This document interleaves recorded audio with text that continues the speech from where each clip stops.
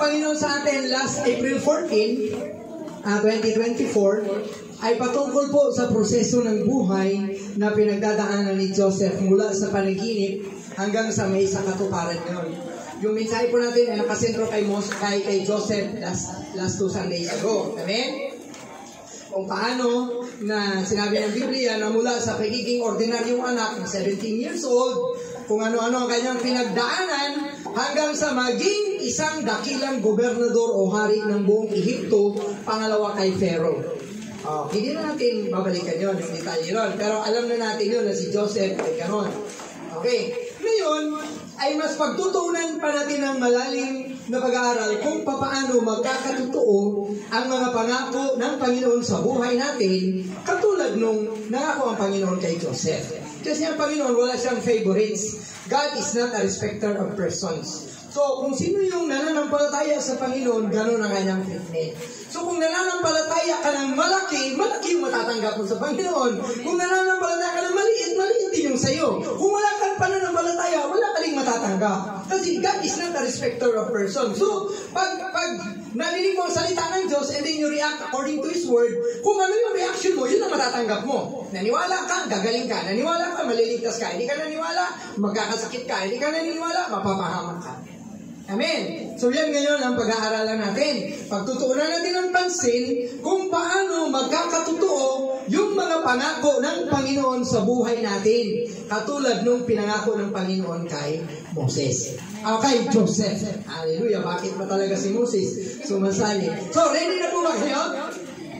Ready na po ba tayo? Okay. So, ang ating pong title ngayon ay The Process Part 2. The Process po yung last 2 weeks ago. Part 1.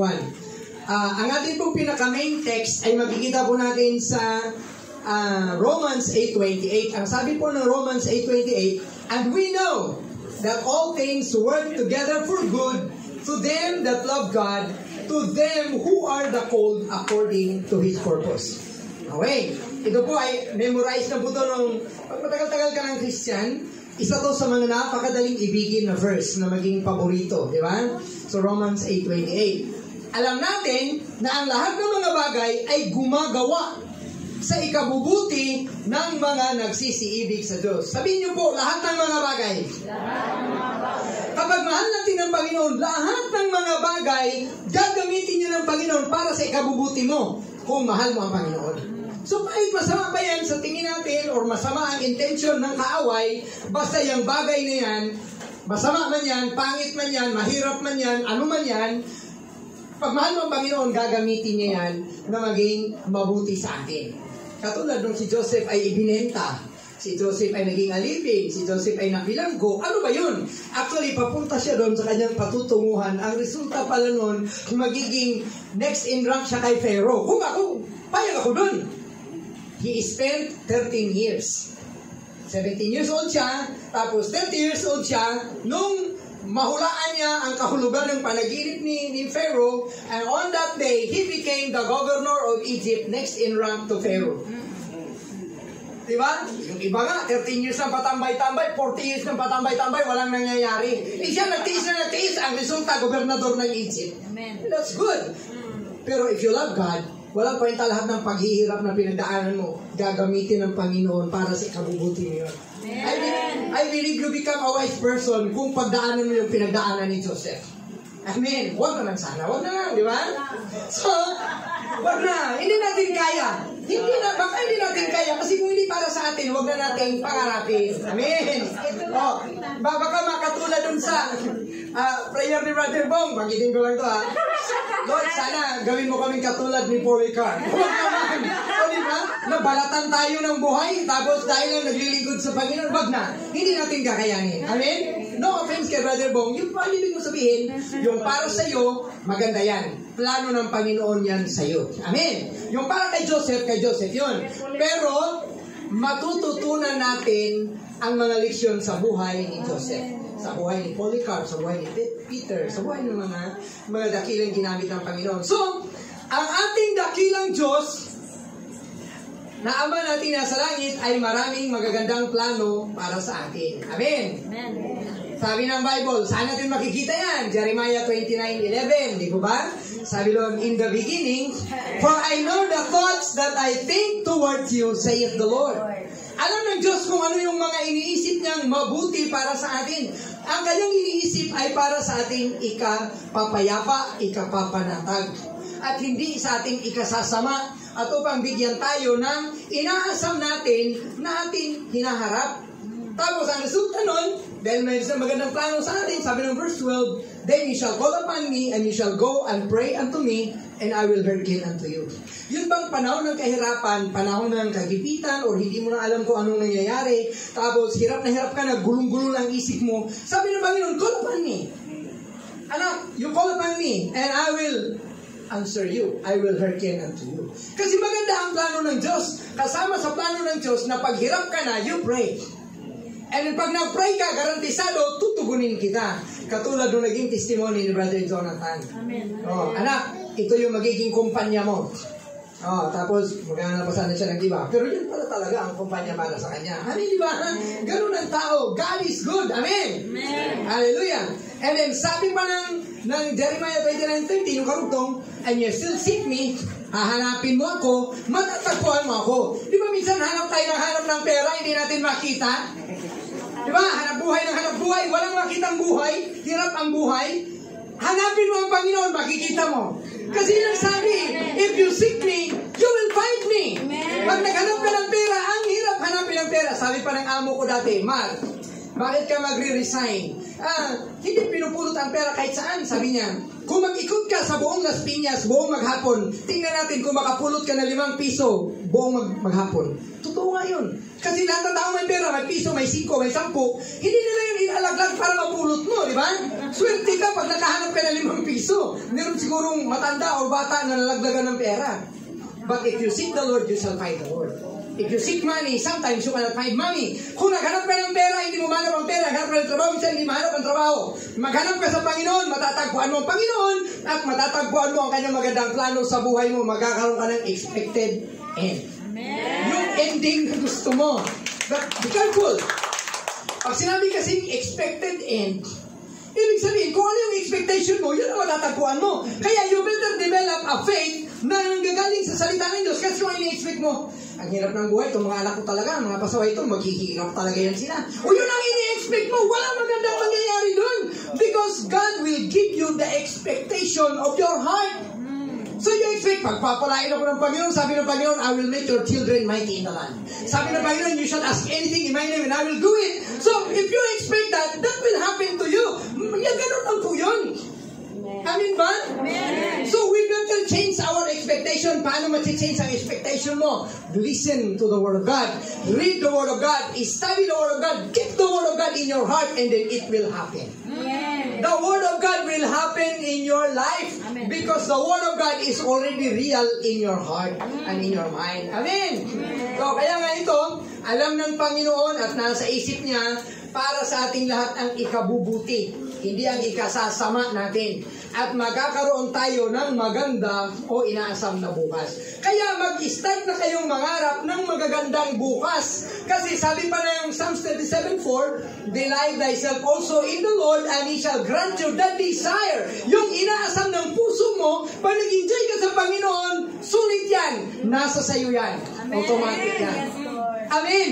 Hello, nandun ba kayo mga kapatid? Yes. Ayusin mo expectation mo. Ayusin mo bibig mo. Life and death is in the power of the tongue. Ay, maghihirap talaga. Napakahirap. Patay tayo dyan. Patay tayo dyan talaga. Hirap talaga tayo dyan. Sabihin natin, God is good. God is powerful. Kaya niya tayong tulungan. Amen. Kaya nga palangunin ng Panginoon yung ulo ng palakol eh. Oh, sana din makikita yan. Nasa 1 Kings or 2 Kings. Yung mga kasama ni Elijah, sila ay nagpuputol ng kahoy. Na Elisha. Pagkatapos, hinirap niya yung palakol. Kasi gagawa sila ng kanilang temple. Pag palakol ng isa, di ba yung mga sira ng palakol, pag isang ganun mo lang, lilipad yung ulo. Pag palakol niya sa puno, lumipad yung ulo ng palakol, ibakal. Lulubog. Di ba? Yung sa lake. Sabi niya, paano na to? Hiniram ko yun. Tulungan, piniram ko yun. Di paano na pag-uwi? Sana yung palakol ko. O, di ba? Anong ginawa ni Elisha? Dumampot siya ng patpat kasi nanalangin, naghuwi ng tulong yung isang propeta. Inihagis niya yung patpat doon sa tubig. Pagagis nyo ng patpat sa tubig, lumutang yung palakol at lumungoy. Papunta doon sa nakalaglag nun. God is the God of the impossible. God is the God of the miracles. Huwag lang tayong magkamali ng lalapitan. Kapag may problema sa Panginoon, pumunta. Kapag may kailangan, ang Panginoon ang hanapin. Kasi pag hinanap mo ang Panginoon, matatagpuan mo. Yes, Lord. Ay, naku, wala tayong bigas. Hanapin mo nga si Bayaw. Nasaan si Bayaw? Hindi mo makikita si Bayaw. Hanapin mo nga si Ninong. Hindi makikita si Ninong. Kasi nagtatago yun eh. Oh, malayo pa. Ay, papunta din manghihiram yan. Tago. Pero pag hinanap mo ang Panginoon, mahanap mo. Amen. Ilang beses na ba tayong napahiya? Oh, ito makapal yung mukha ko kasi bata pa ako maliit na pumunta ka sa lola mo, manghingi ka ng bigas, mangutang ka ng bigas, ibenta mo itong martilyo, bili mo ng bigas, o kung ano-ano na, napakakapal na ng mukha ko. Kasi ako panganay, ako mautusan. Amen ba? Hindi ko pa alam ang salita ng Panginoon eh. Kasi kung alam ko lang ang salita ng Panginoon noon, ay ang Panginoon agad ang hanapin ko. Sabi ko, Panginoon, wala kaming bigas. For sure, ang Panginoon kaya gumawa ng bigas. Ibibigay sa akin kasi pinalangoy nga niya yung palakol eh. Hindi lang ng pusa ang palakol. For that to happen, scientifically, kailangan yung density ng water at yung density ng bakal, kailangan mas magaan ang bakal kaysa density ng tubig. At para naman lumangoy yun, kailangan, di ba, science tayo ng konti, kailangan meron ding force na mag-a-attract sa bakal papunta doon. Kasi kung walang force na mag-a-attract sa kanya, hindi yung kikilos mo, lulutang lang siya. Kasi nabago na yung density ng water. Sinira ni Lord ang science. Sinira ng Diyos ang science. The miracles of God can surpass, can overrun, can override yung mga laws of nature. Amen! Hallelujah! Kaya ito ang kanyang plano. Hanapin nila ang Panginoon, matatagpuan niyo siya. Bakit natin siya hanapin? May maganda siyang plano para sa atin. Naghihirap ka na, naghihirap na. Ano ba itong hirap ng buhay? Bakit ganito? Pumunta ka sa Panginoon, sabi ng Panginoon, anak, hindi yan ang plano ko sa buhay mo. Itong gawin mo. O ayaw umandar ng motor mo, di ba? Punta tayo sa mekaniko. Ay, mali ito! Nagkapalit yung gasolina at yung bangis. Hindi yan ang andar. Di ba? Ayusin. Pag pumunta tayo sa Panginoon, ayusin tayo para maayos yung takbo ng buhay natin. Amen. Kasi ang kanyang plano, hindi ka maghirap. Ang plano ng Panginoon, hindi ka masaktan. Ang plano ng Panginoon, hindi ka mapahamak. Ang plano ng Panginoon ay mapabuti tayo. So call upon the name of the Lord. And then, He shall answer you. Jeremiah 29:12. And then, if you seek the Lord, you shall find Him. Amen. Okay. Ito na mga kapatid. Yung mga plano ng Panginoon ay marami. So, meron po akong gustong gawin. Cooperate na po kayo. Ito pong bitbit ko ngayon ay buhangin po ito. Buhangin, maraming buhangin. Ang akin pong request, ilalagay ko to sa palad ninyo. Konting bagay lang. Pakibilang naman po. Yung nailagay ko sa palad ninyo. Pakibilang lang. Sandali lang naman to, ha? Okay. Iikot ako. Bibigyan ko kayo.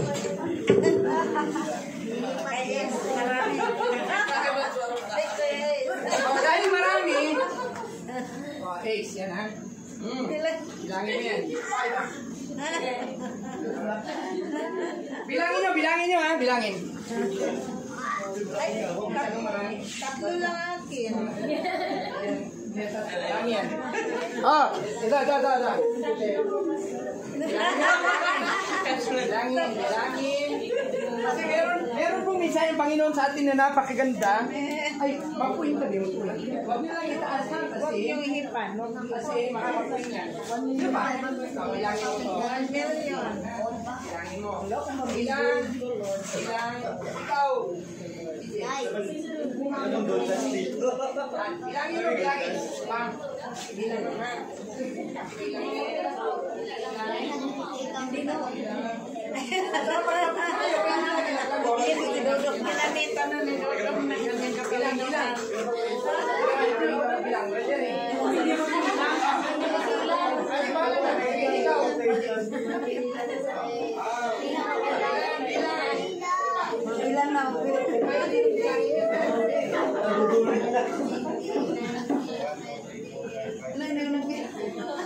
Meron na ba lahat? Meron na. Okay, bilang.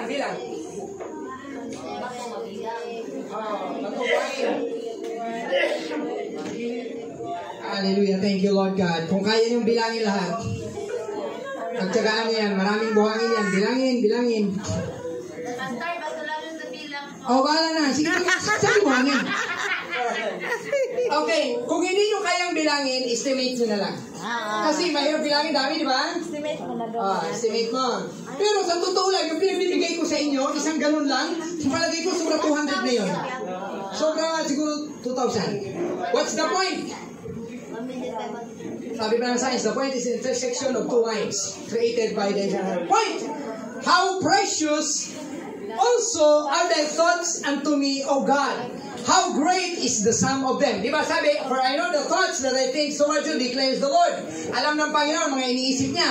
Tapos sabi niya sa Psalms 139, napaka mahalaga ng mga pag-iisip ng Diyos para sa atin. At kung sila ay mabibilangin, napakarami, how great is the sum of them. Ngayon, bakit ko kayo pinabilang ng buhangin?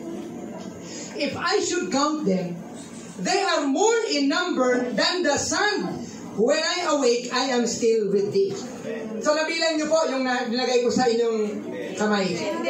Yun pa lang, sobrang dami na, di ba? So what's the point? Ang bawat isa po ng mga buhangin na yon pwedeng mag-represent ng magandang plano ng Panginoon sa buhay mo. Kasi ganoon ang sinabi ng Diyos. Kung gaano mo mabilang ang mga buhangin, ganyan kadami ang plano ng Panginoon na magaganda para sa buhay mo. Amen! Wow!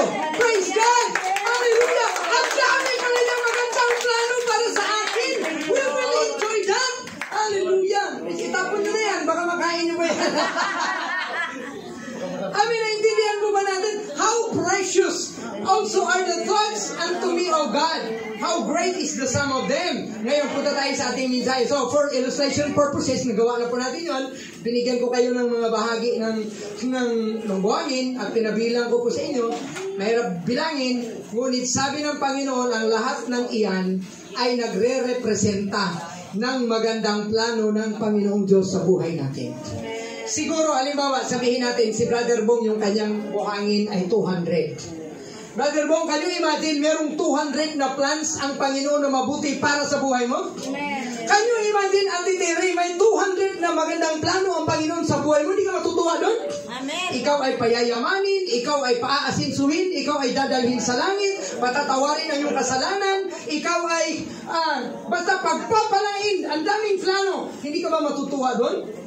So, huwag po nating hayaan na manatili itong lihim sa atin. We need to know the plans of God in our lives so that we can desire them, we can pray for them so that they will happen in our lives. Kasi hindi ka pwedeng manghingi ng hindi mo alam. Kailangan hingin mo sa Panginoon yung alam mo. Diba maraming beses na ipahingi ng cake. Hoy, ano ka? May cake pa sa bahay? O, diba? Yung mga cake, yung mga litson, yan ang wala sa bahay natin noon. Imposibleng magkaroon ng cake sa bahay. Pero pag alam mo may ulam, pahingi ng pinaksiw. Kasi alam mo may pinaksiw doon. Sa Panginoon, pag wala kang alam, wala kang hihingin. Wala kang matatanggap. Sabi ng Bible, you have not because you ask not. Bakit hindi ka naman mangingi? Dahil wala kang alam kung ano merong pwedeng ibigay ang Panginoon sa'yo, di ba? So ngayon, alam na natin, gaano ba kadami ang buhangin sa mundo? The Bible declares na ang lahat ng mga magandang pangako ng Panginoon para sa atin ay mas marami pa sa bilang ng lahat ng buhangin na meron sa mundo. Truck-truck na buhangin, barko-barkong buhangin, budi-budega, bansa-bansa, at ang lahat ng mga nasa dalampasigan at mga ilog. Bilangin nyo lahat yan, ganyan kadami ang plano ng Panginoon sa buhay mo. Praise God. Praise God. At lahat yan matutupad on the part of God because God is faithful and then God is able. Pero matutupad kaya yan on our part. What God wants from us is only our faithfulness and faith. Kasi kung walang faith, hindi natin matatanggap yung mga pangako na Panginoon. Hindi tayo maliligtas pag wala tayong faith. Hindi tayo sasagutin sa ating prayer pag wala tayong faith. Hindi tayo gagaling sa ating sakit pag wala tayong faith. Hindi tayo makakagraduate pag wala tayong faith. Hindi ka makakapag-asawa, hindi ka makakapag-anak pag wala kang faith. Kaya without faith, it is impossible to please God. So if you want to receive all those things, you need to have faith. You need to have faith. Saan gagaling ang faith? Faith coming from hearing and hearing by the Word of God. Kailangan magbasa talaga ng Bible para you will know what are the countless, what are the priceless plans of God in our lives. Amen. Imagine mo, siguro mga kapatid, kung pababilang sa iyo ilan ang buhangin sa isang truck na buhangin, makakalbo na lang tayo. Yung kalbo na, tutubuan na ng buhok yung mga kalbo, hindi pa rin nila mabilang yung isang truck na buhangin. Ilan yun? Amen? Ito nga lang,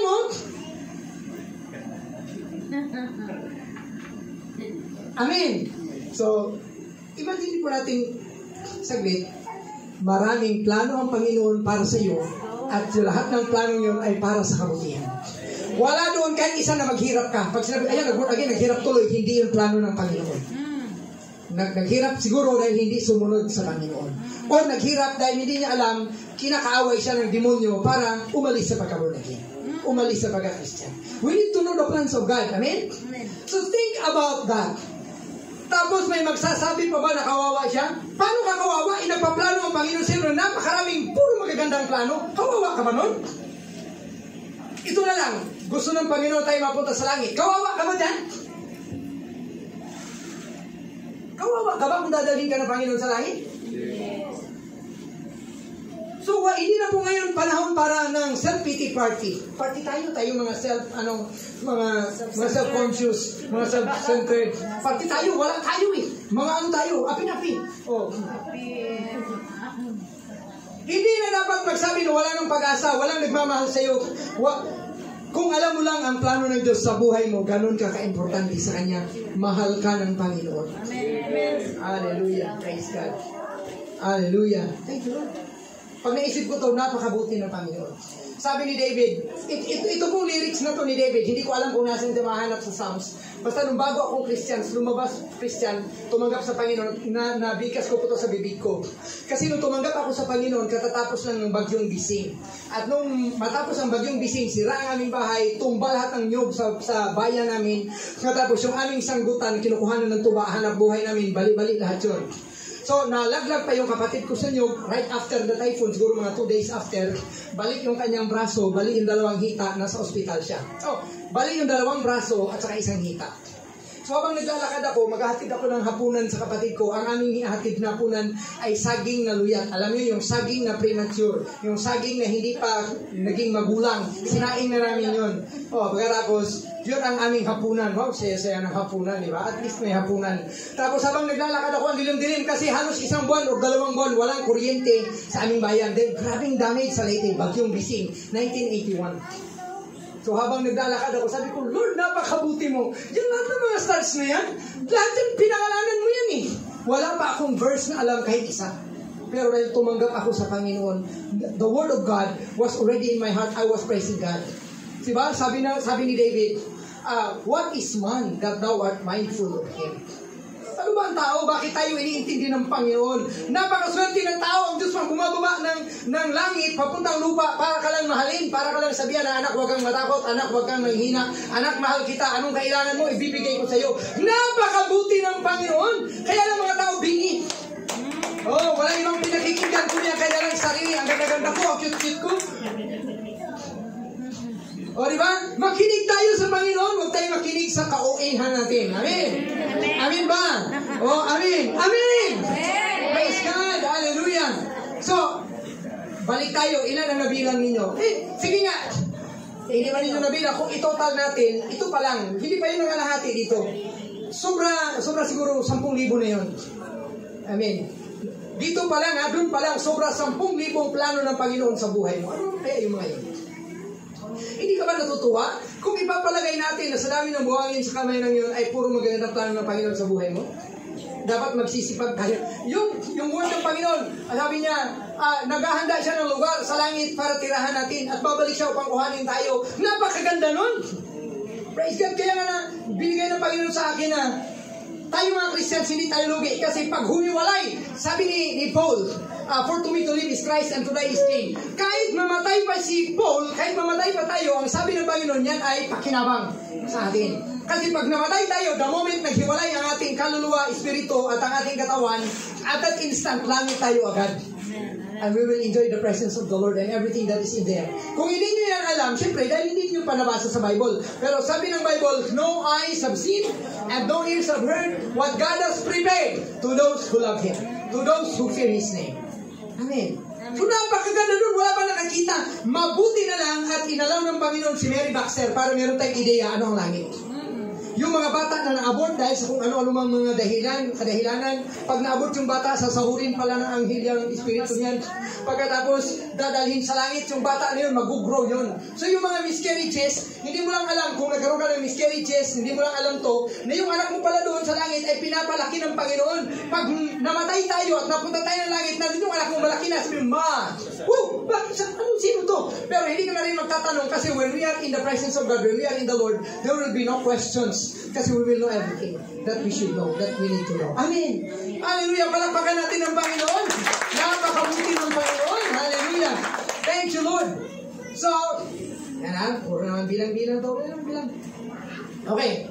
So, ngayon, ilan sa mga planong yun ang alam mo? So, siguro, marahil, kasama na doon na ikaw ay huwag mapahamak. Imagine mo ang Panginoon nag-iisip na huwag mapahamak si Ace. Huwag mapahamak si Nelly. Huwag mapahamak si Sidley. Plano ng Panginoon yun, para hindi ka mapahamak, nagpadala siya ng anghel magbabantay sa iyo. That's the plan of God. Hallelujah. Kasama na siguro doon, gusto ng Panginoon na ikaw ay magsisi at maligtas at mapatawad. Kasi pag hindi nagsisi, hindi ka tatanggap sa Panginoon, hindi ka makakapasok ng langit kahit gaano ka mahal ng Panginoon. We need to do our part, and our part is to repent and to receive Jesus as Lord and Savior. Nais ng Panginoon, plano niya na hindi tayo maparusahan, na hindi tayo itapon sa lawa ng apoy. Plano ng Panginoon na ikaw ay dalhin niya sa langit at doon na manirahan ng magpawalang hanggan, magpakailanman. Amen. Pag yan po ay binayaran, walang taong makaka-afford makatira lang ng langit kahit 10 seconds. Kasi papunta pa lang ng langit, wala pong sasakyan dito na pwedeng gamitin para makapunta ka ng langit. Kaya hindi mababayaran ang pagpunta ng langit. Can you not imagine how good and how blessed we are pagpunta tayo ng langit? Na wala lang, tumanggap lang tayo sa Panginoon. Praise God. Amen. Kaya dapat ang Christians hindi dapat malungkutin. Ang Christians ay hindi dapat lulugo-lugo. Kailangan ang Christian ay masaya. Bakit? Papunta tayo ng langit. Tuwa na nga yung iba, makapunta lang ng Guam. Ay! Yung iba, tuwa lang, makapunta lang ng Kenya. Ano pa kaya papunta tayo ng langit? Praise God! Walang bayad, walang pamasahe. Libre! Praise God! Napakarami ng plano ng Panginoon. So, ilan na yun? Ilan yun? Mapatawad, huwag mapahamak, ay magsisi, maligtas, punta ng langit, hindi ma-inferno, mga 5, 6, 7. Yun lang yun. O, dagdagan pa natin. Ito. Plano ng Panginoon na ikaw ay gumaling sa lahat ng anumang uri ng sakit at karamdaman. Amen. So nais ng Diyos, gumaling ka kahit anong sakit. Mula nung isinan ka hanggang sa mamatay ka, kung anumang sakit na meron ka, pagkagalingin lahat ng Panginoon yan because that is His plan. That is why Jesus died on the cross because He came so that by His stripes we will be healed. And by stripes we are healed. So that's the plan of God. May sakit ka, sabihin mo, Lord, plano, itong sakit na to, hindi akin to, hindi mo itong plano. Lumayas ka sakit. That's why we can say to the sickness, get out in the name of Jesus. Because Jesus paid the price, I am already healed. Eh kung hindi mo alam, paano ipaglalaban yan? Makikipagtalo ka ba sa mahali ng McDo? Sabihin mo, lupa ko to, lupa ng lolo ko to, dito kami naglilipat ng kalabaw dati. Tapos sabihin ba ni McDo, nasaan yung tayo ng kalabaw mo para maniwala ako sa'yo? Sasabihin ni McDo, saan yung papelis mo? Kung wala kang papelis na ipakita, paano mo makiklaim palayasin si McDo doon sa luti na yun?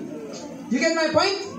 Ngayon, we can claim anything from God because it is written. It is written in the Word of God. Lord, sinabi mo, sa pamamagitan ng iyong mga latay, magaling na ako. Lord, nasa iyo magalingan ko. I demand my healing. Kasi libre yun, nais ng Panginoon ibigay sa atin. We can demand our healing. Amen. Ilagdag pa doon, sabi ng Panginoon, you can ask anything in my name and I will do it. Ang daming magandang plano ng Panginoon sa ating buhay. Kung alam lang natin yun, hindi na tayo malulungkot. Sinabi ko kanina, di ba? Sinabi ko kanina sa communion, sa isang mata, sa isang iglap lang, pag humiwalay yung ating kaluluwa at espiritu sa katawan natin, we are immediately in heaven. Amen. Amen ba? Pag umalis na tayo dito sa lupa, nandun na tayo sa langit, wala nang sakit at karamdaman doon. Wala nang init katulad ngayon. Sobrang init. Wala nang electric bill, wala nang water bill, wala nang bumbay na maniningil, wala nang sakit at karamdaman, wala nang problema sa traffic, wala nang bagyo, wala nang sunog, wala nang magnanakaw, wala nang problema lahat sa langit. Amen. O bakit ayaw natin ang langit? Actually, kung tutusin, hindi natin pwedeng ipagpalit ang esperanza sa langit. Napakaganda ng langit, nasaan ang esperanza? Hindi natin pwedeng ipagpalit ang Canada sa langit. Napakaganda ng langit. Nasaan ang Canada? Sabi ng Bible, What shall it profit a man if he shall gain the whole world and then lose his own soul? Ang ibig sabihin, mga kapatid, heaven is incomparable compared with anything in this world. Walang bagay dito sa lupa na maganda, na napakamahal, na pwede mong i-compare. Itong gusto ko, ayaw ko ng langit. Kasi masusunog, mawawala lahat yan. Everything that can be seen will be destroyed. Ang lahat ng nakikita ay mawawala. Kaya if you have faith in God and you are going to heaven, yun na yun, huwag mo nang bibitawan yun. Amen? Amen. Hallelujah! Yan ang ating pagsisikapan. Hindi tayo mahiwalay dyan. We are on our trip to heaven. Sabihin na lang natin, tayo ay nagpipidos. What is pidos? Pre-departure orientation seminar. Ay, sa langit, bawal ang palahubog doon. So, stop na tayo sa palainom dyan para hindi na mapalahubog, di ba? Kasi ang umpisa ng kalasingan ay pag-inom. Tumigil uminom para hindi malasing. May nalasing ka ba kung hindi ka uminom? May tama ka sa utak pag nalasing ka kahit hindi ka uminom. Amin ba? Amen. Kasi ang sabi ng Bible, bawal ang lasing ko sa langit. Pilos na to, pilos na orientation na to. Sa Canada, malamig. Bawal doon ang chaliko at bawal doon nakabrief ka lang at papasyal ka doon sa kalsada. Kailangan magdala ka ng jacket na makapal at sapatos na makapal. Kasi mamamatay ka sa lamig. Pagdating mo ng Canada, yan ang purpose ng pre-departure orientation seminar. Para pagdating mo doon, hindi ka mapahamak. Actually, pag hindi ka nakinig sa pilos na panglangit, hindi ka makakasakay ng aeroplano papuntang langit. Maiiwan ka sa rapture. Kasi hindi ka nakikinig. Ito pong ating buhay ngayon bilang Kristiyano, it is a long-term pinos. Ang pinos po ng mag-a-abroad sa Canada, tag 30 minutes lang yan or 1 hour. O alis na pala kayo bukas sa Lebanon, bawal doon ang babae ng short na ganyan, riripin ka ng mga Arabo. Kaya itago mo lahat dyan, magtalokbong ka. Yung mata mo na lang ang nakalabas ganyan. O para safe ka. Kasi pag ilabas yung kilikino mo, ilabas mo yung mga hita mo doon, riripin ka agad ng Arabo. Pag hindi ka nakinig doon, kaya napapahamak yun, di ba? Hindi nakikinig sa Diyos. Ang hindi nakikinig sa Word of God, they are foolish. Sabi ng Bible, they are foolish and then they will go into perdition. There is a way that seemeth right unto a man, but the end thereof is destruction. It's death. Amin ba? Kaya hindi ka lugi pag nakinig ka sa salita ng Diyos. Hallelujah! Ano ba ang ibang plano ng Panginoon sa ating buhay? Na ikaw ay magkaroon ng masaganang buhay. Na ikaw ay magwagi laban sa lahat ng iyong mga kaaway. Umaaway sa iyo, nanguusig sa iyo. Basta ang importante, hindi ka nangaaway. Kasi kung ikaw nangaaway, baka hindi ka papuntang langit, Brad. Baka papunta ka sa baba. Huwag mangaway. Pag inaway tayo, kumbaga, kagatin na lang yung ating labi. Tapos, iyak, hingi ng tulong sa Panginoon. Call unto me, and I will answer you. Kaya ng Panginoon, ripulin lahat ng mga masasama na nangaaway sa atin. Amen! Pag ikaw ay may sakit, pray sa Panginoon. Pag matagal gumaling, believe pa din, pray pa din. Kasi merong instant healing, merong pangmatagalan na healing. Basta ang promise ng Panginoon, lahat ng sakit, pagagalingin ko. Pag hindi pa nangyari sa iyo yan, humingi ka pa ng humingi hanggang sa matanggap mo. Like the persistent widow. Sabi ng persistent widow, Judge, good morning. Ako po ay biktima ng injustisya, yung aking pong mga anak ay ganito. Tulungan mo ako. Sabi ng judge, oy, wala akong pakialam sa iyo. Hindi ako natatakot sa Diyos. Wala akong pakialam sa mga tao. Lumayas ka, wala akong pakialam. Bukas, nandun na naman ang babaeng balo. Judge, ano yun? Sabi ng mga katulong, Sir, nandyan yung babae. Judge, tulungan mo ako. Huwag mong papasukin yan. Doon sa bintana, doon sa labas. Judge, tulungan mo ako, Judge. Biktima ako ng injustisya. Yung aking anak, yung aking asawa, biktima kami. Tulungan mo ako. Magsara ng bintana, si Judge, ayaw makinig. Bukas, nandun na naman, Judge. Nandun sa umaga, nandun sa hapon, nandun sa gabi, nandun sa tanghali. Judge, tulungan mo ako. Sabi ng Judge, kahit hindi ako naniniwala sa Diyos, at wala akong pakialam sa mga tao, pero dahil sa babae ito na pabalik-balik, na ako ay parang namamatay na sa babae ito sa pabalik-balik, I will see to it that justice will be served on this one. Amen. Kung ang unfaithful and righteous judge ay naantig sa pangangailangan ng babaeng nananalangin, ano pa kaya tayo kung ulit-ulitin natin, Panginoon, may sakit ako, pagalingin mo ako, sabi mo, by your stripes I am healed. Sabi nyo, inayhans na ako, Panginoon, hindi pa rin, pagalingin mo ako, Panginoon. By your stripes I am healed. Makikinig ang Panginoon. Hallelujah. Yung babaeng balo pa din. Yung babaeng balo na mayroon siyang anak na epileptic. Tapos sabi niya, Panginoon, Syrophoenician woman, sabi niya, Panginoon, tulungan mo yung aking anak. Kasi lagi siyang ina-atake ng kanyang epilepsy. Tapos sabi ng Panginoon, ang pagkain para sa mga anak ay hindi pwedeng ibigay sa aso. Ala, ibig sabihin, ikaw aso ka, wala kang karapatan humingi sa akin kasi yung pagkain ko para sa mga anak ko to, para to sa Israel. Kasi nga, ang Syrophoenician woman, they are Gentiles.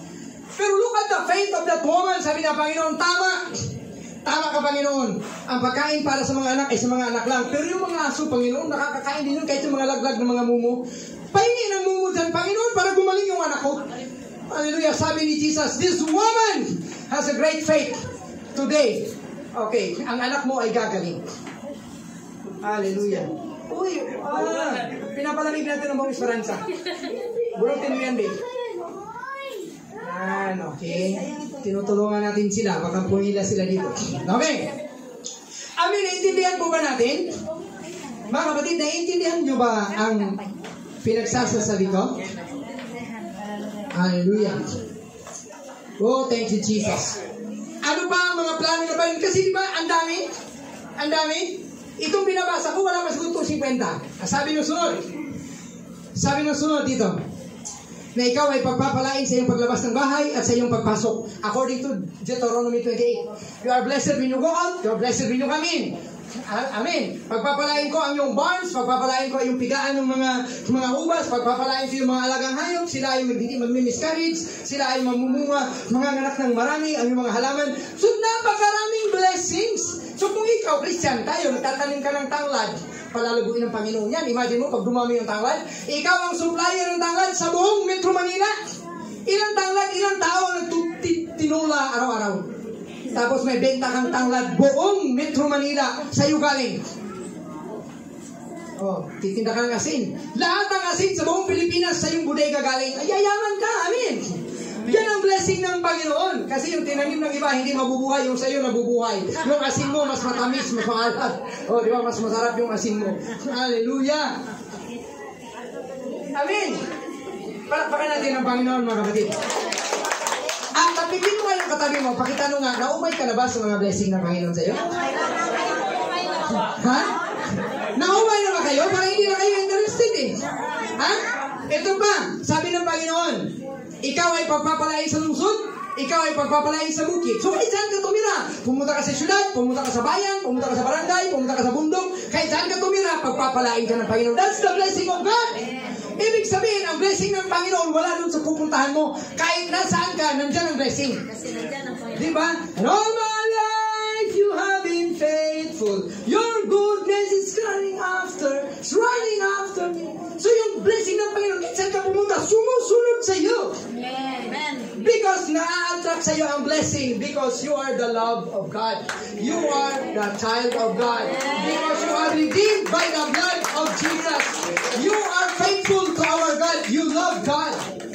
Pero pag galit ka sa Panginoon, ayaw mo sa gawain ng Panginoon, madamot ka, palamura ka, pala-complain ka, tingnan mo, maghanap ka ng pera, walang pera. Hanap ka ng trabaho, walang trabaho. Hanap ka ng syota, may matanda. O, di ba? Problema. Amin ba? Oh, thank you, Lord God.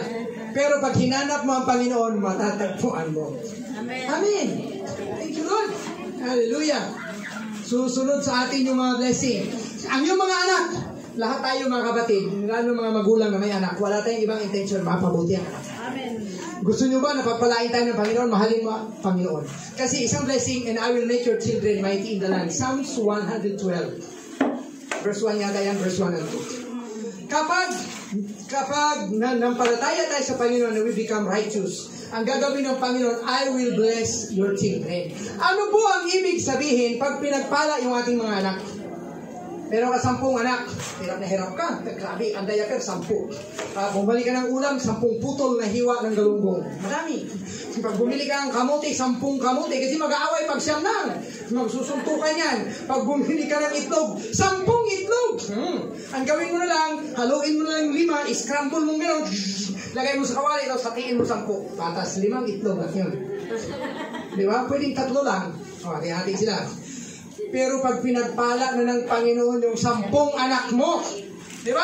Hirap na hirap ka, naglilingkod ka sa Panginoon, mahirap ang paaral, mahirap magbigay ng baon, magbigay ng uniform, mahirap mag-supervise, nasaan ba si Junior, nasaan si number 2, nasaan si first floor, second floor, third floor. Kasi para hindi ka mahirapan, floor lahat ng pangalan ng anak mo. Floor, first floor, second floor, third floor. Nasaan si third floor? Nandun sa 10th floor man. Di ba? Kasi ikaw, sino ba? Anong pangalan mo? Kasi yung iba mga tatay, uy, iha, gabi na. Uwi na. Kasi hinahanap ka na ng tatay mo. Sabi niya, ay, hindi po, kasi dito po ako nakatira. Bakit ka dito nakatira? Sino ba? Anong pangalan? Sino tatay mo? Ikaw po ang tatay ko. Ay, sorry. Di ba? 10 anak. Pag pinagpala ng Panginoon ang iyong 10 anak. Mag-imagine kayo mga kapatid, ha? Sa Panginoon, hindi kawalan ang maraming anak.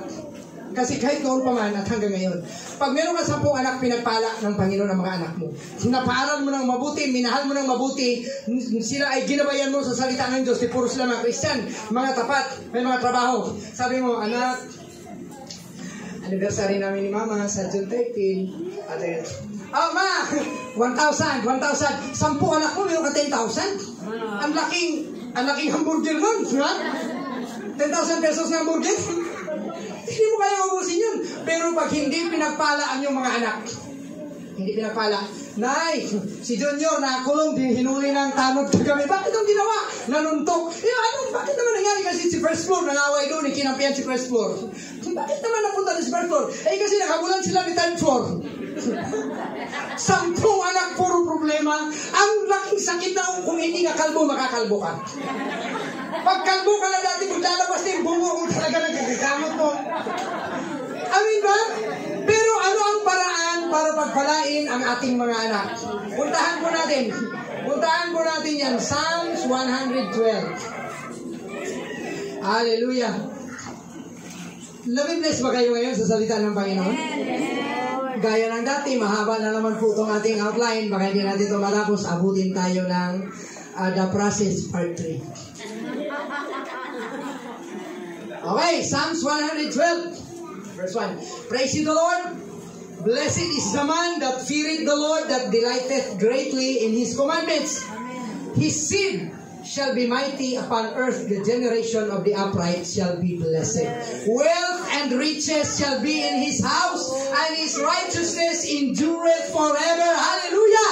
Amen. Ang sikreto, matakot ka sa Diyos.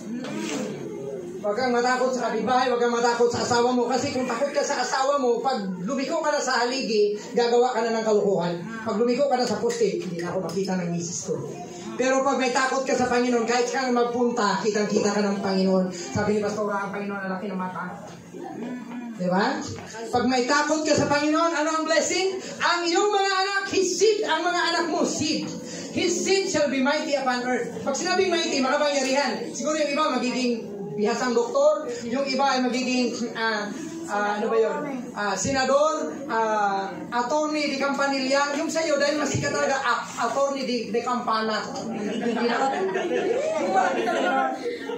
Attorney, deng, malaking Campana tayo, hindi Campanilla. Amen ba? Amen. Ano ang sikreto? Just fear the Lord. Huwag nating inisin, huwag nating galitin, huwag nating hamunin ang Diyos, kasi pag kinontra mo ang Diyos, pati mga anak mo damay up to 1,000 generations. Pero pag pinaglingkuran mo ang Panginoon, pagpapalain ka din naman up to 1,000 generations. Dahil ikaw ay naging tapat sa Panginoon, yung blessing mo nasa anak mo. Yung blessing ng anak mo nasa anak niya. Yung mga anak pa nila up to 1,000 generations. Dahil pinagpala ka ng Panginoon dahil may takot ka sa Kanya. Look at Abraham. Ang blessing ng Israel ngayon, ang blessing natin dahil kay Abraham yan. Sabi ni Jesus, sabi ng Panginoon, and I will bless all nations because of you, Abraham. Hallelujah. Thank you, Lord, di ba? Wealth and riches. Kaya pag hinanap mo yung pera, hindi mo makita yon. Pero pag hinanap mo ang Panginoon, matakot ka lang sa Panginoon, susunod ang pera. Amen. Blessing. Yung iba, walang mga takot sa Panginoon. Tara, saan ba tayo? Hindi, mag-shopping ako. Aba, mas importante pa ang shopping kaysa Panginoon. Masunog kaya yung mall na yan.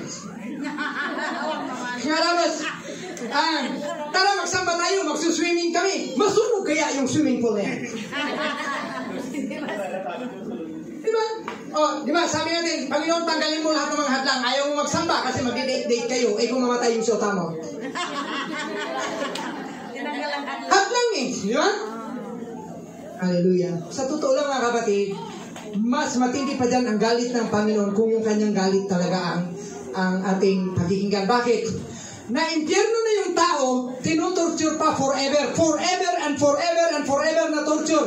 Dahil sa sobrang galit ng Panginoon. Kasi wala nang higit pa sa Panginoon. Pag ang Panginoon ay umibig, napakatinding pag-ibig. Pag ang Panginoon ay nagbigay, napaka-abundant na pagbigay. Pag ang Panginoon ay nagmahal, sobrang pagmamahal. Pag ang Panginoon nagalit, ganyan lang nagalit. Sabi, intindihan ng Panginoon yan. The Lord will understand. Yes, He will understand, but you will suffer the consequence. Ibig sabihin ng the Lord will understand, hindi niya papayagang tama ang mali. Kasi galit niya ang Panginoon eh. Galit siya sa mga tao na ang mali ginagawang tama at ang tama ginagawang mali. Paparusahan ng Panginoon yan. Kaya ang gawin natin, huwag galitin ang Panginoon, kundi mahalin ang Panginoon, katakutan ng Panginoon, paglingkuran ng Panginoon. Amen! Sundin ang Panginoon. Ang resulta, hindi ka lugi. Sabihin mo sa katabi mo, Brad, hindi ka lugi. Hindi ka lugi. Pag babae naman yan, sabihin mo naman, sis, grabe ka naman, nag-Brad ka dyan. Sis, hindi ka lugi. Hallelujah! Hallelujah. Thank you, Jesus. Oh, blessed be your name. Blessed be your name. Hallelujah. Thank you, Lord. Let us praise the Lord. Thank you, Jesus. Thank you, Jesus. Thank you, Jesus.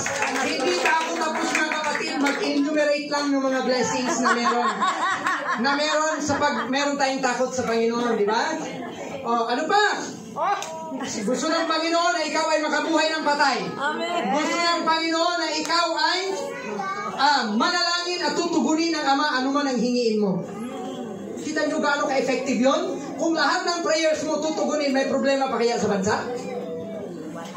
Mga kapatid, pag-isipan natin to for a while. Ito lagi nating naririnig pero hindi ito natin masyadong nabibigyan ng importansya.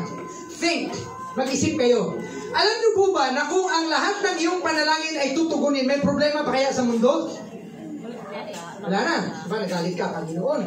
Merong mga tao dyan ng luloko. Lord, I pray, mahuli na sana yan. Nagpapanggap na siya si Jesus. Oh, yan. Nahuli na kagad kasi lahat ng prayer, tutugunin. Panginoon, ang daming mga adik dito, nakakasira ng mga buhay at hanap buhay, nagnanakaw. Lord, maligtas lahat ng mga drug addict at mga pushers. Ang problema pa ba dito? Wala nang pushers, wala nang adik. Wala nang kawatan. Ang problema, kasi sabi niya, tutugunin ko lahat ng prayers ninyo. Hindi tayo nagpe-pray. Yun lang. Kaya wala nangyayari, bakit we pray? O, katulad ni Brother Jonathan, nag-pray. Katulad natin, nag-pray tayo sa ibang banda. Ang ibig sabihin, pag may problema pa, you pray pa. Kasi hindi pa tapos, ang dami pang pwedeng ipag-pray. Amen ba? Pag ang lahat ng prayers ay tutugunin, wala nang problema sa mundo. Amen. Amen. Kalooban ng Panginoon na ikaw ay magtagumpay sa pag-aaral. Hindi ka lumagpak, hindi ka masiro, hindi ka magtabasa, hindi ka maging bubo. Na ikaw ay pumasa sa lahat ng mga exams mo. Kasi yun ang gusto ng Panginoon. Sabi niya, let this book of the law, let not this book of the law depart from your mouth, but thou shalt meditate therein day and night, that thou mayest observe to do according to all that are written therein. For then thou shalt make thy way prosperous. Yung bagsak ba sa exam, prosperous ba yan? And thou shalt have good success. Grabing successful. 10 exam, bagsak lahat. Successful talaga. Wow! 10 kurso, walang natapos. So, kalooban ng Panginoon na tayo ay pumasa sa exam. Kalooban na kasi, you will be prosperous. You will be successful. Ang sikreto, do not let the word of the Lord depart from your mouth. Ikabit mo yung salita ng Diyos sa buhay mo, sa bunganga mo. Bukang bibig mo, word of God. Iniisip mo, word of God. Katabi mo, word of God. Hinihigaan mo, word of God. Hindi cellphone. Yun lang. Kasi pagising YouTube, pagising TikTok, pagising YouTube, pagising exercise naman, o kung ano naman, pagkatapos, wala na nag-pray. Tatamaan. Ay, hindi po yan, hindi yan tinamaan. Nasagi lang. Iba po yung nasagasaan sa nasagi, di ba? Pero ang multa nun, parehos pa din. Reckless driving. Ang multa nun, hindi ko alam. Amin ba? Hindi naman, kasi ginagawa naman ni Pastora yung kanyang gawain sa Panginoon. Hindi lang talaga ang kanyang gustong expression. Para maging healthy tayo. Amen. Amen ba? Amen. Hindi na kayo nakainig dyan. Na-overwhelmed na ba kayo sa kabutihan ng Panginoon? Na ikaw ay magkaroon ng trabahong maganda, na ikaw ay magkaroon ng sweldong maganda, na ikaw ay yumaman. Gusto ba natin yumaman? Amen. Ang pagyayamanin ng Panginoon, yung mapagkakatiwalaan sa konti, pagkatapos bibigyan ng marami. Kung hindi mo kayang mag-tithe sa 1,000, hindi aabot ng 10,000 yung income mo. Amen. That's proven. That's given in the Word of God.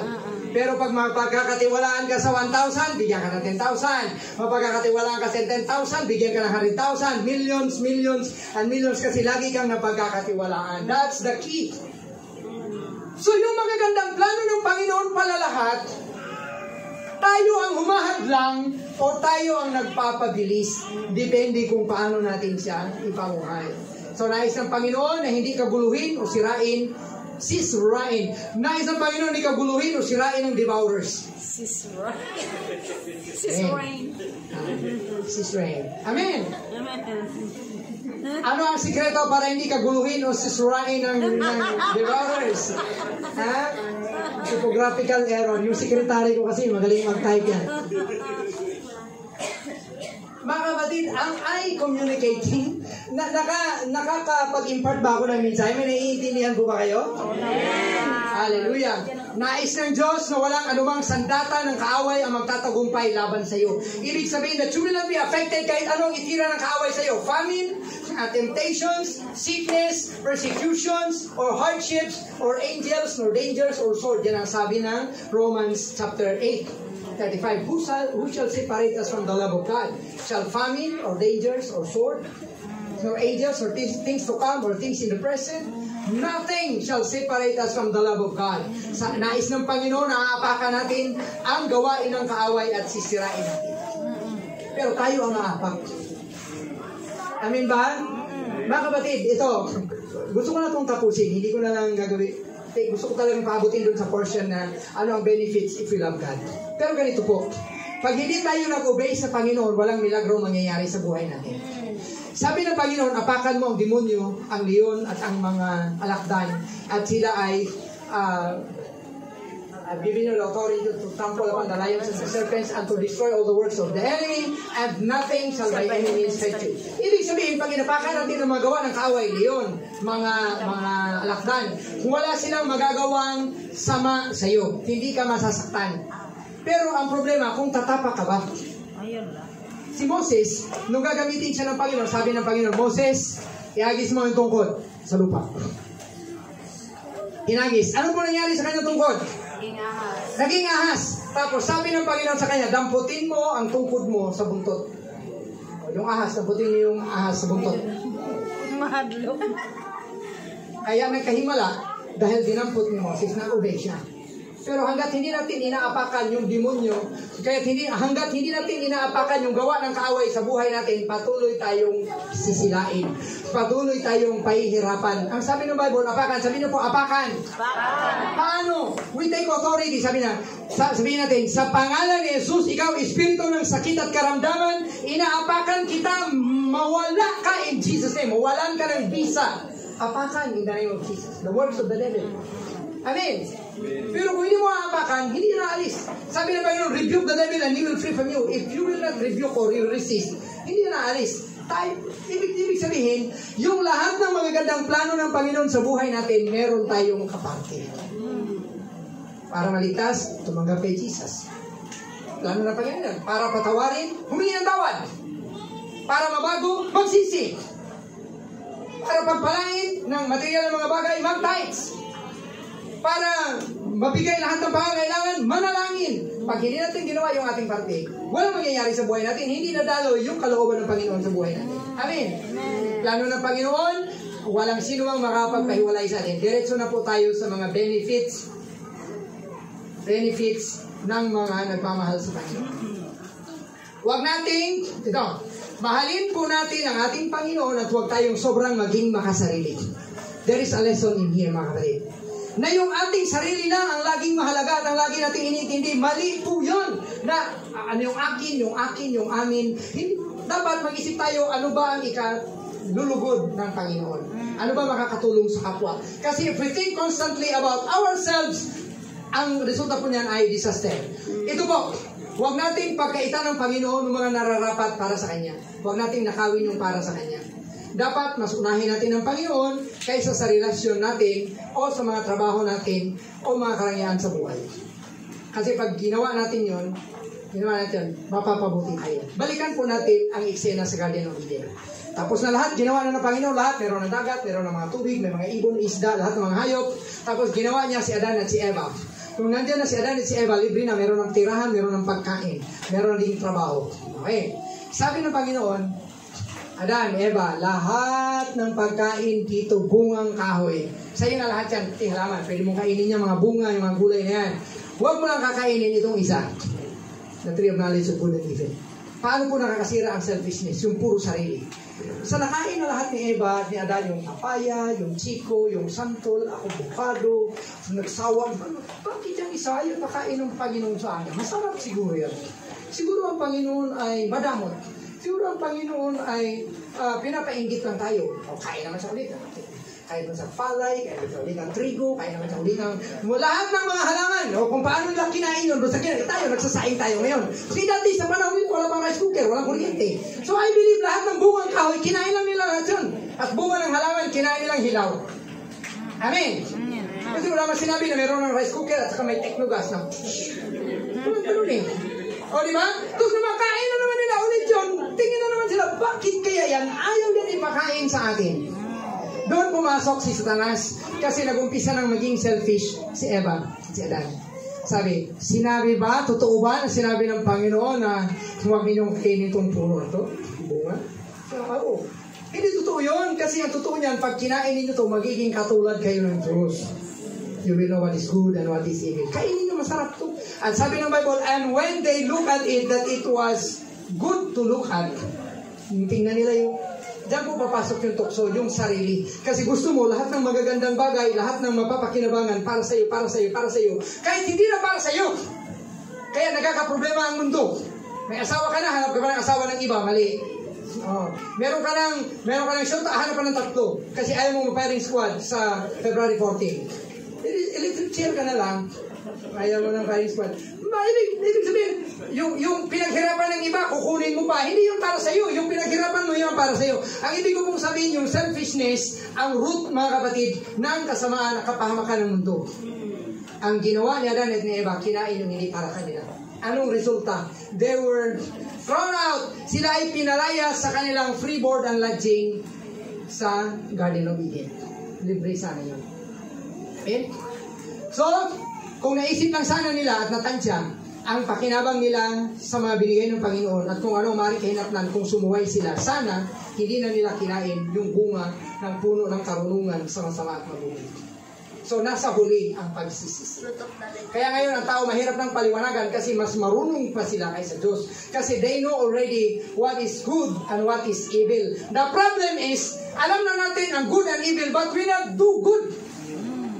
Alam na natin ang tama, pero ang ating gagawin ang mali. Alam na natin ang mabuti, pero ang gagawin ay ang masama. Kasi we only know what is good and evil, but we don't have the power to do what is good.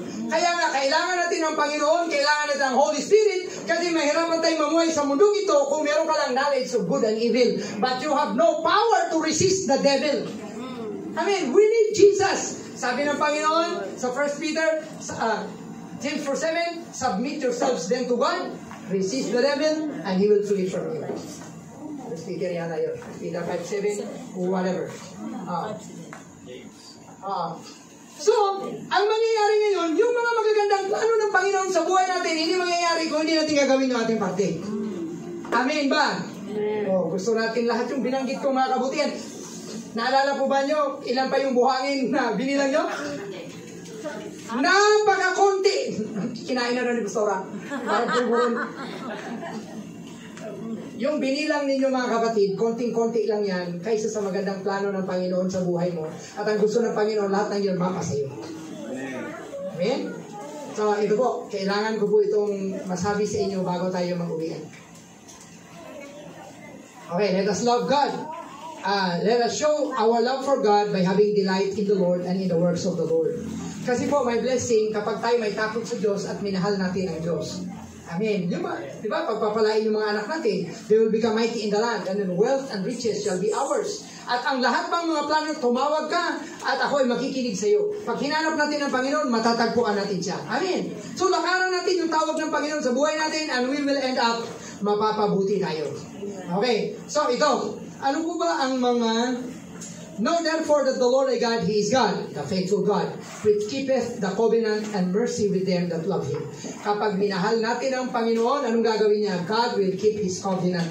God will keep His promise for you. So yung lahat ng pinangako ng Panginoon sa atin, mangyayari yon if you love God, according to Deuteronomy 7:9. Alamin niyo na ako ang Panginoon, inyong Diyos. Siya ang Diyos at ang tapat na Diyos na tinutupad ang lahat ng kanyang kasunduan, lahat ng kanyang kontrata, lahat ng kanyang pangako, hallelujah, at ang kanyang habag para sa kanila na nagmamahal sa Kanya. Pag minahal natin ang Panginoon, automatic. Meron pong verse dyan, sabi doon, if you love me, I and my Father will dwell in you and my Father will love you. Mahirap ba mahalin ang Panginoon? Ito na. Itigil na natin to kasi gusto kong babalikan natin yan next Sunday. Mahirap ba mahalin ang Panginoon? Pag minahal mo ang Panginoon, mapapabuti ka. Amen. Pero ang tao na walang guidance ng Panginoon, minamahal nila ang sigarilyo. Yung kada hit-hit niya doon, nababawasan ng oras-oras o araw-araw yung kanyang buhay. Ano pang ginagawa? Pagkatapos pag nagkasakit, hindi naman sinasabi, Marlboro, tulungan mo ako. Diba? Bakit mo minamahal ang bisyo? Nakakasama sa katawan mo yan. Mahalin mo ang Panginoon, mapapabuti ka. Amen. Bakit mo mamahalin ang kasalanan? So tumayo po tayo ngayon mga kapatid. I believe God has given us a good message. I just confess, I just declare na ang Panginoon ay nagsalita sa ating harapan and we need to respond unto God. Hallelujah. Ano tayo ng konting panahon mga kapatid? We need to pray. We need to respond to what we have heard from the Lord. Hallelujah. Thank you, Lord God. Yes. Hallelujah. Sa mahina lang siguro, awitin natin yung chorus ng goodness of God. Thank you, Jesus. Thank you, Jesus. Hallelujah. Habang tayo, patuloy na po tayong mag-pray sa Panginoon. Kung may narinig ka mula sa Panginoon, kung may sinabi ang Panginoon sa iyo, what is your response? Actually, nagiging sanay na tayo na pag tayo ay nakarinig ng salita ng Diyos, wala lang tayong ginagawa. Parang katulad lang sinabi ng nanay natin na, anak, mag-igib ka ng tubig. Wala lang imik, wala lang. Tapos, nanay na lang mag-iigib. That means na try tayo na maging disobedient. Anak, magsaing ka na. O ngayon, sinabi ng Panginoon, anak, mahalin mo ako. Mapapabuti ka pag minahal mo ako. Ora basak karahan. What is your response? Hallelujah. Ora basak karahan.